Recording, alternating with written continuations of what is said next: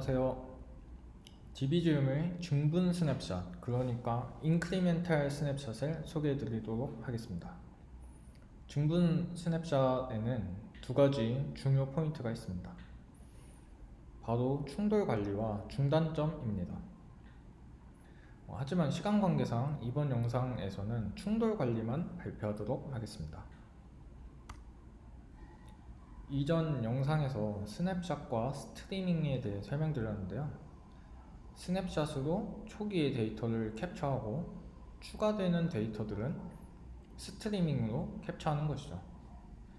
최초 스냅샷 이후에 스냅샷을 추가로 찍고 싶은 니즈가 있는데요. 이를 위한 기술이 바로 중분 스냅샷 기술입니다. 왜 이전에 이미 스냅샷을 찍었는데 이후에 추가로 스냅샷을 찍고 싶은 걸까요? 그 이유는 최초 스냅샷에 포함되지 않았던 데이터베이스의 테이블을 나중에 추가적으로 캡처하고 싶기 때문입니다. 데이터 캡처를 위해선 최초의 스냅샷을 찍는 과정이 필요하기 때문에 나중에 추가로 캡처하고 싶은 테이블이 있다면 스냅샷을 한 번 더 진행해야겠죠. 당연히 추가하고 싶은 테이블에 데이터가 하나도 없다면 스트리밍만으로 변경사항을 캡처할 수 있습니다. 하지만 데이터가 이미 쌓여 있다면 스냅샷이 필요하고 이를 위한 추가적인 스냅샷을 중분 스냅샷이라고 표현하게 됩니다. 중분 스냅샷을 위해서는 스냅샷 프로세스가 항상 돌아가고 있어야 하고요. 또 스트리밍을 일시 중단하는 기능도 필요하게 됩니다. 스냅샷은 일종의 트랜잭션이기 때문에 그러니까 성공하거나 실패한다면 기존 스냅샷한 데이터를 롤백해야 하는 거죠. 이런 트랜잭션은 트랜잭션 로그가 계속 남아 있어야 하고요. 트랜잭션 로그는 데이터베이스 리소스에 부하를 가하게 됩니다. 디비즈움에서는 이를 해결하기 위해 두 가지 시도를 진행했었습니다. 신규 테이블용 커넥터를 생성하는 방법과 새로운 바이너리 로그 리더를 생성하는 방법입니다. 이 두 가지 방법 모두 문제가 많았었습니다. 일단 구현이 굉장히 복잡했고 그 때문에 운영 중에 버그가 많았고요. 다른 커넥터에, 그러니까 MySQL용 구현한 로직을 몽고DB용 커넥터에 적용하거나 확장하기가 굉장히 까다로웠습니다. 어려웠었습니다. 이제 넷플릭스에서 워터마크 기반의 스냅샷 방법을 발표했는데요. 데이터베이스에 쓰기 연산 등을 수행하면 바이너리 로그에 이력이 남는데 이 특징을 이용해 워터마크를 삽입하는 기술입니다. 이를 통해 스트리밍은 계속 진행하면서 중간에 스냅샷을 찍을 수 있게 되었습니다. 간단하게 동작을 요약해보면 시작이라는 워터마크를 찍고 스냅샷을 찍고 그 다음 끝이라는 워터마크를 찍게 됩니다. 이렇게 스냅샷을 일종의 청크 단위로 나눠서 촬영하게 되는데요. 이 스냅샷 청크와 겹치는 스트리밍 데이터는 조정 과정을 거치게 됩니다.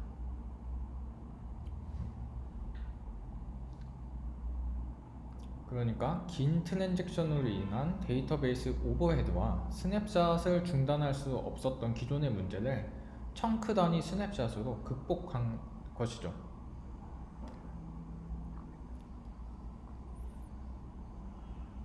디비즈움에서는 워터마크 대신 윈도우 오픈, 클로즈라는 용어를 사용합니다.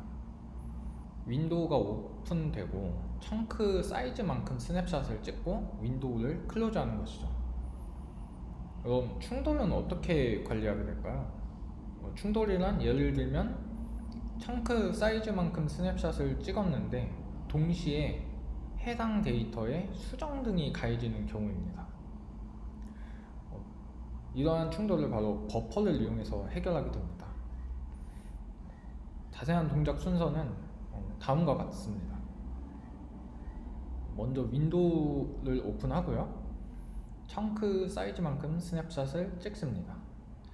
네, 스냅샷을 찍을 때 스냅샷된 데이터를 바로 다운스트림, 즉 카프카에 적재하지 않습니다. 그 대신 버퍼에 쌓아둡니다. 동시에 윈도우가 열린 동안 발생한 모든 변경 사항은 스트리밍으로 추적합니다. 스트리밍된 변경 사항은 바로바로 버퍼의 데이터와 비교하게 됩니다. 스냅샷을 찍고 있는데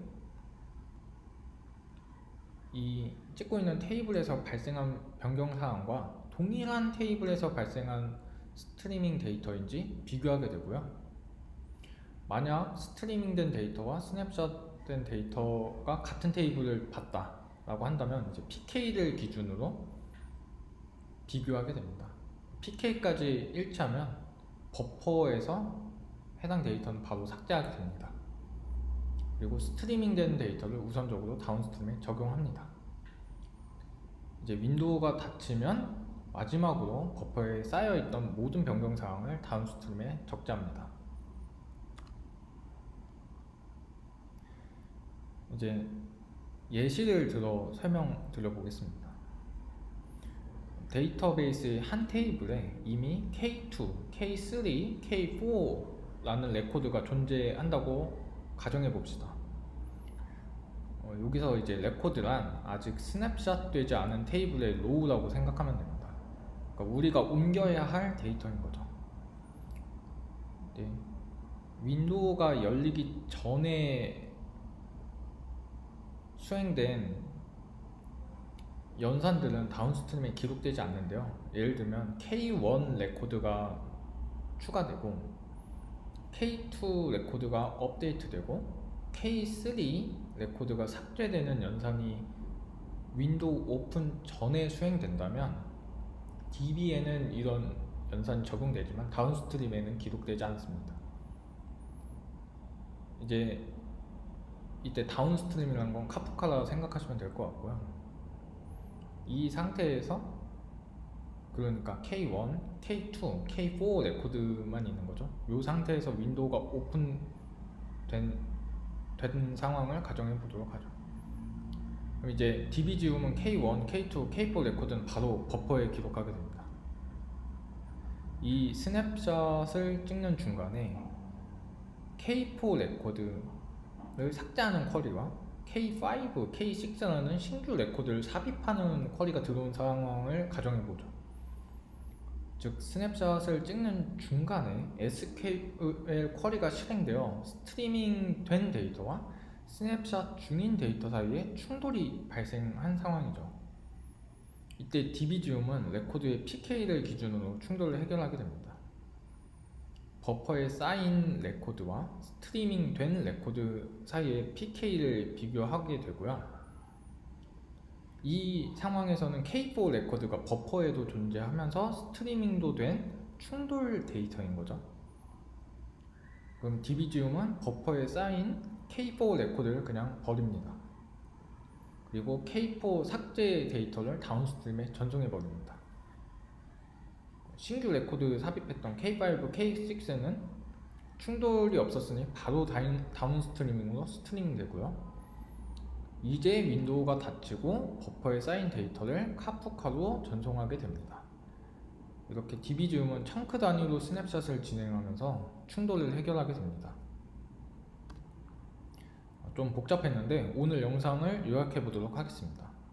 CDC 프로그램에서는 스냅샷을 선별적으로 찍는 기능을 제공했고요.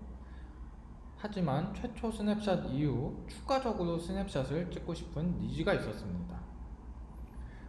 추가적인 스냅샷 기능을 구현하기 위해 충돌 관리와 중단점이 필요했고, 충돌 관리는 워터마크를 이용한 청크 단위 스냅샷으로 해결, 중단점은 다음 시간에 알아보도록 하겠습니다.